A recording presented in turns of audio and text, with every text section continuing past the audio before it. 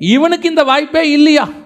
இவன் உயர்றதுக்கு வாய்ப்பே இல்லை, இவன் வாழ்க்கையில் முன்னேறத்துக்கு வாய்ப்பே இல்லை, இவனுக்கு தைரியமாக பேசுகிறதுக்கு வாய்ப்பே கிடையாது, இவெல்லாம் பேசுகிறான்றதே ஆச்சரியமாக இருக்குது.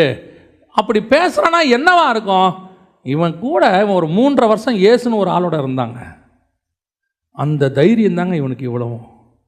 அதுதான் உண்மை. அப்படித்தான் நீங்களும் நானும் வெளிப்பட வேண்டும்.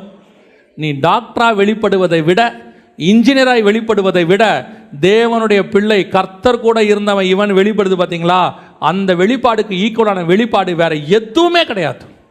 நீங்கள் எதை வேணால் சொல்லிக்கோங்க, எதை வேணால் சொல்லிக்கோங்க. நீங்கள் பெரிய கம்பெனியில் மேனேஜர்னு சொல்லிக்கோங்க, இருக்கிற மிகப்பெரிய வேர்ல்டில் நம்பர் 1 கம்பெனியோட சிஇஓன்னு சொல்லிக்கோங்க.